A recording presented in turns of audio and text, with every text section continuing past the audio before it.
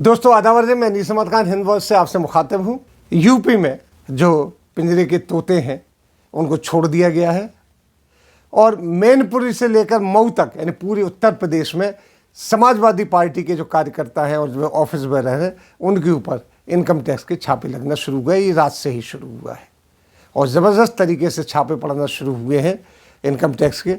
ये मोदी सरकार की एक चाल होती है, जब कोई चाल उनके अंडर में नहीं आता है, जब वो देख लेते हैं इससे कोई खतरा है तो उसके ऊपर इनकम टैक्स के और तमाम तरह के क्रिमिनल केसेस लगाना शुरू कर देते हैं। अब इनकम टैक्स से शुरू हुआ क्योंकि यही लग रहा है उनको कि शायद इसमें सक्सेसफुल हो जाएंगे तो छापे पड़ जाए। अभी तो कोई रिजल्ट नहीं आया क्योंकि रात से छापे चल पड़ रहे हैं। आगे देखिए क्या होता है, कल परसों तक जो आएगा वो आपको हम बताएंगे। लेकिन ये एक चाल फिर से शुरू हो गई सीबीआई का और चक्कर चलता है, फिर उनके बाद केस चलाए जाते हैं, इनकम टैक्स की रेट पड़ती है, ईडी की रेट पड़ती है, इकोनॉमिक जो वो हैं उनकी भी रेट पड़ती है, कई चीज़ें डाल दी जाती है जिसमें वो लोग डिमोलाइज हो जाए और अखबारों में ये खबर जाए कि देखिए ये लोग कितने गंदे आदमी थे कि इनकम टैक्स में इतने पैसे निकले, इनके पास इतने पैसे निकले, जो कोर्ट में जाते ही साथ सब ख़त्म हो जाता है। अगर बात की जाए इनकम टैक्स की तो इनकम टैक्स में कोई आदमी सज़ा नहीं पाता है। वो तो ये है कि हमारे पास इतना पैसा निकला है, आप इतना टैक्स दे दीजिए, आप स्कॉट फ्री बेदाग भरी हो जाएंगे। ये सब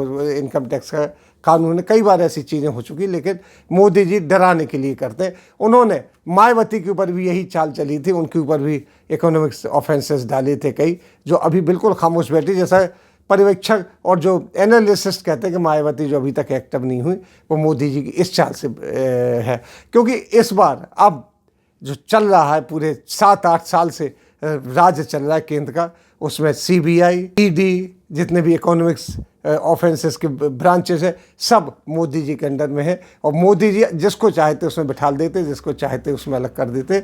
यहाँ तक हो गया कि बाहर से लाके भी आईपीएस आईएएस नहीं, बाहर से आते हैं जिनको दूसरे संस्थानों से लाके वो उसमें बिठा देते हैं, ऑफिसर बना देते। वो सब चीज़ अपने हाथ में रखना चाहते, लेकिन ये दुर्भाग्य होगा देश का कि इस तरीके से अब चलता है। अब वही चाल उन्होंने एकदम से चुनाव के 3-4 महीने पहले ही समाजवादी पार्टी के नेताओं को दोहराना शुरू कर दी है।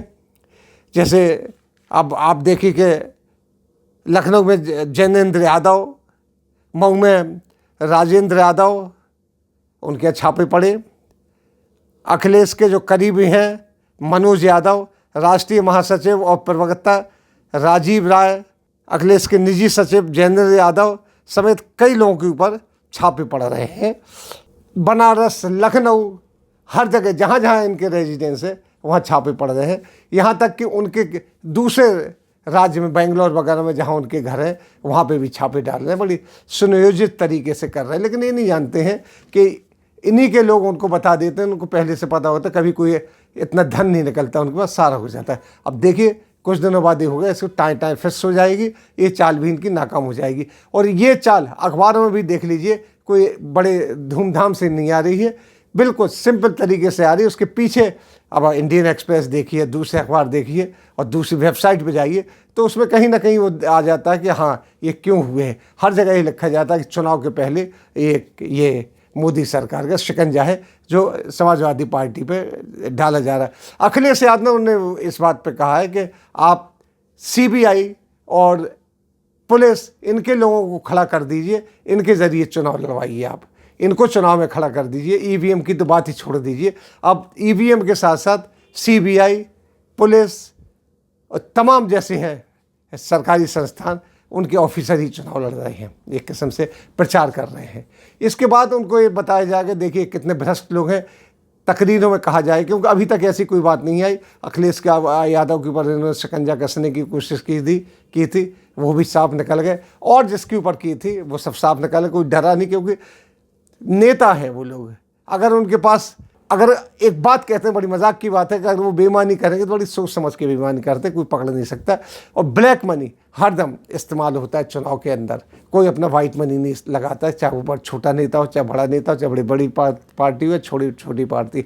इस बात के ऊपर कभी जांच नहीं बैठती है कि अगर आप देखें कि सबसे ज़्यादा चंदा जो मिलता है वो भाजपा को मिलता है, उसकी कभी जांच नहीं बैठी है। और सबसे ज़्यादा जो बॉन्ड्स खरीदे जाते हैं चुनाव के लिए वो भाजपा के खरीदे जाते हैं। ये आज की बात नहीं है, सत्ता पक्ष जो होती है उसके लिए ये चीज़ चलती ही रहती है, उनको सबसे ज़्यादा पैसे देते हैं। मेरे एक दोस्त थे, उनकी शराब की फैक्ट्री थी, तो उन्होंने एक बार विजिट करने के लिए बुलाया। मेरे समझ लीजिए रिश्तेदार होते थे, हालांकि हमारे गांव में हिंदू मुसलमान कोई नहीं चलता था, तो उनकी फैक्ट्री थी, अभी तो नहीं बताऊंगा कहाँ पे है। तो मैं जब उनकी डिस्टिलरी में गया तो उनमें बहुत सी बोतलें शराब की एक जगह भरी हुई, तो हमने कहा इतनी शराब की बोतलें हमने क्यों भर रखी, इनको बेचते क्यों नहीं? बोले चुनाव के लिए है, जो ख़राब हो जाती है वो हम यहाँ रख देते हैं, चुनाव में आते हैं कि भाई हमें इतनी चाहिए इतने चाहिए। तो हिसाब से कि जो स्वतंत्र पार्टी से खड़ी हुए हैं, मतलब जो उनका कोई पार्टी नहीं, उनको इतने देंगे और सत्तारूढ़ पार्टी को हम इतने देंगे, इस तरीके से हम बांटते हैं, ये उसी लिए रखी जाती है।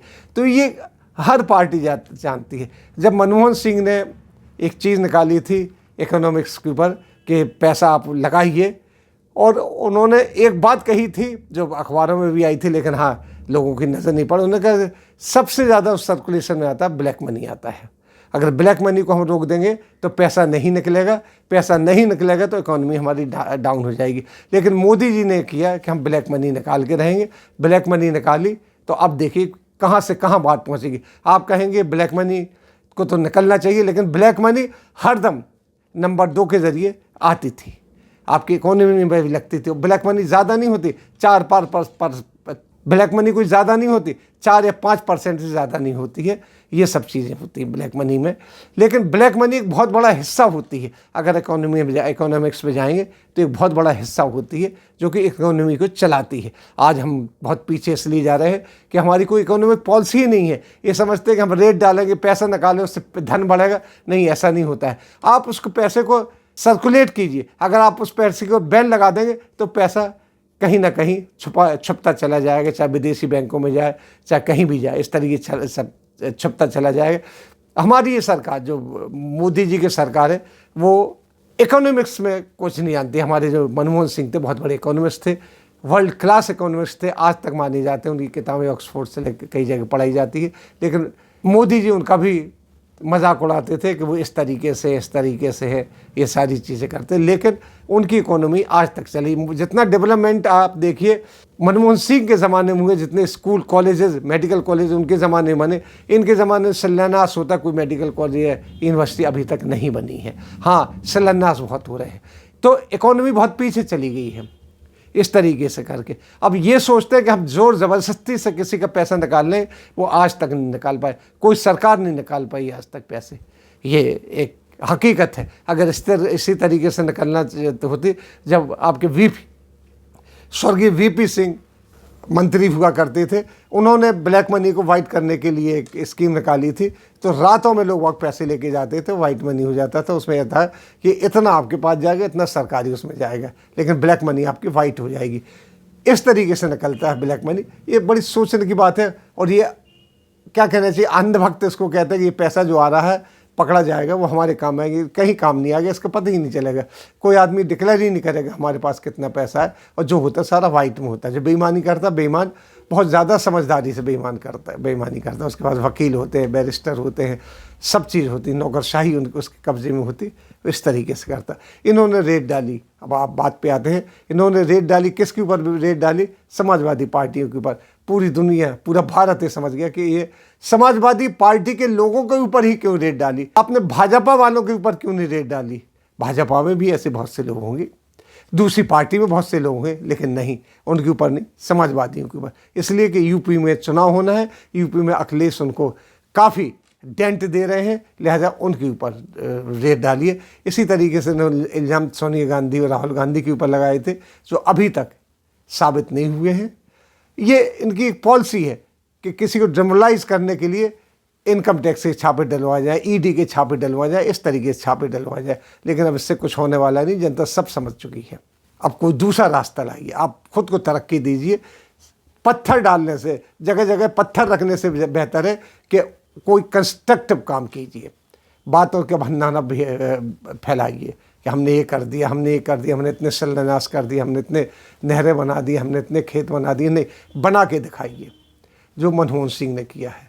इसके साथ हम लेते हैं आपसे विदा, अगले में फिर हाजिर होंगे, तब तक के लिए दीजिए हमें इजाज़त।